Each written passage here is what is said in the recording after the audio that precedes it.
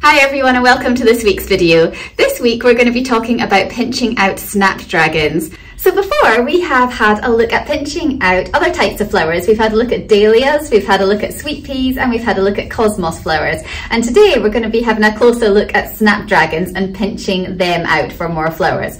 But what I'll do is I'll leave a link at the end of this video to my pinching out playlist, and then you can go back and have a look at the other types of flowers and how to do it there if you would like to. Because sometimes it's helpful just to see exactly where to snip on the flower stems for pinching out, and that will give you more ideas for those different types of flowers. But let's concentrate on the snapdragons now and have a look at pinching out those types of plants.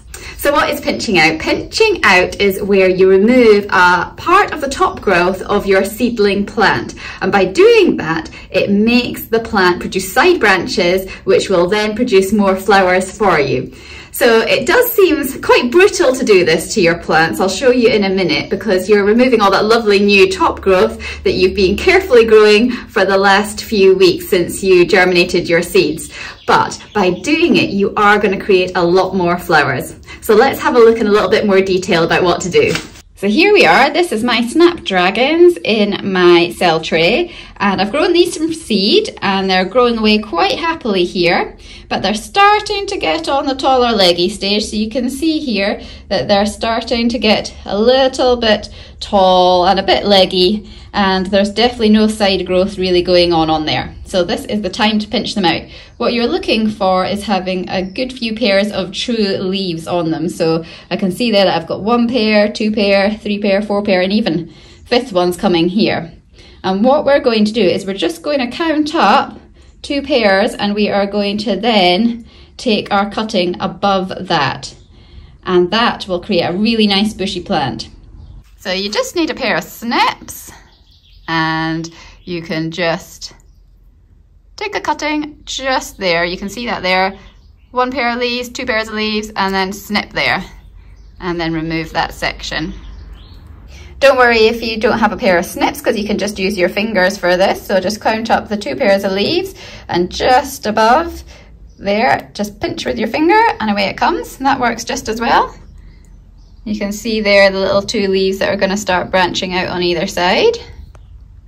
I'm going to continue doing this along the whole tray, and then I'll show you what you can do with the bits that we've just pinched out. Now you can decide what you want to do. By pinching these out, I'm delaying their flowering by 2 to 3 weeks. So if you want some immediate flowers, what you might want to do is not pinch some of the tray and then pinch the other half. So you're going to have some more immediate flowers, but that particular snapdragon plant won't produce that many. It might produce 1 or 2, but the ones that you pinched out a few weeks later will produce a lot more blooms. So it's just judging when you want your snapdragons to bloom for you. Now I've been pinching these out in the cell tray in the greenhouse, but it's not too late to pinch out if you've already planted some out in your garden. So if you've got snapdragons growing away quite happily that you've already planted out, they're looking a bit on the leggy side, you can definitely pinch them back outside as well. As long as your snapdragon plants are growing well, that's the main thing. Don't do them too early. So don't do them when they've just got their seed leaves coming up and they haven't developed many pairs of true leaves. Just wait until they've got a couple of pairs of their true leaves and then pinch them back so that they've got 2 sets at the bottom still to grow away with. So that's all our lovely snapdragon seedling plants all pinched out. And it does look very brutal compared to what we started with, but these are really going to create so many bushy, lovely plants with lots and lots of flowers later on in the summer. And we'll check back on them in a few weeks' time and see how they're getting on, whether they're branching out and looking a little more bushy than they are just now. Now I've got a lot of pinched out snapdragon pieces here from my plants, and they're all really healthy sections of the plants. And what you can do is you can actually use them for cuttings. So if you remove, let's have a look at one here. You can see this one here. If I remove the lower leaves on here and just leave those top ones up there, so I'll do that just now. Let's snip them off.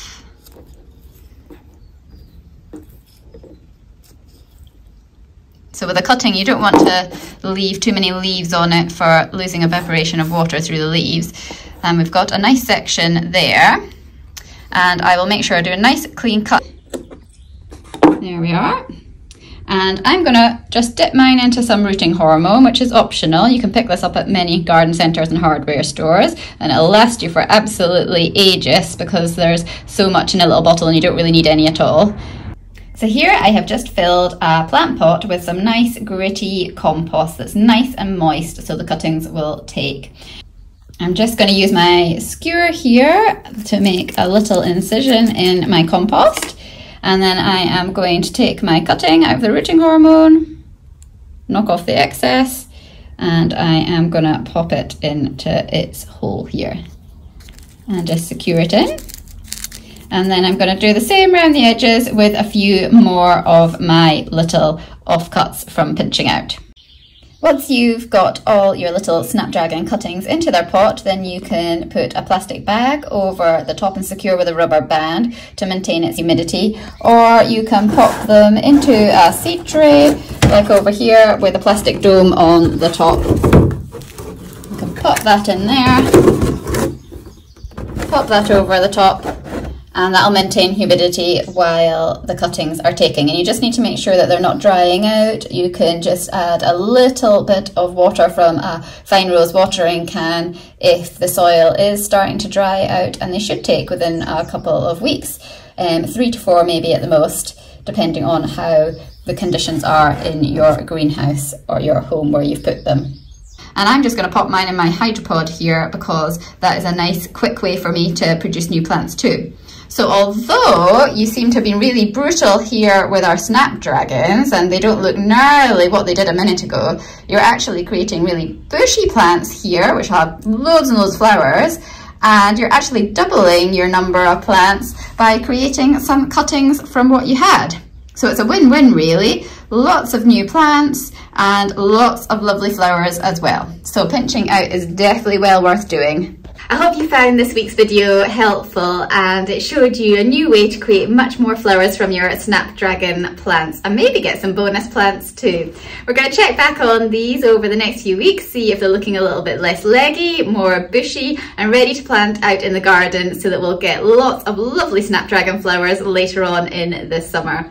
And we'll also check on those cuttings and see if we did manage to get any bonus plants too. So pinching out really is a worthwhile job to do in the greenhouse or your garden, because it really does give you so many more flowers than you otherwise would be getting, and that means lots more to enjoy to look at in your garden or cut for vases or bouquets.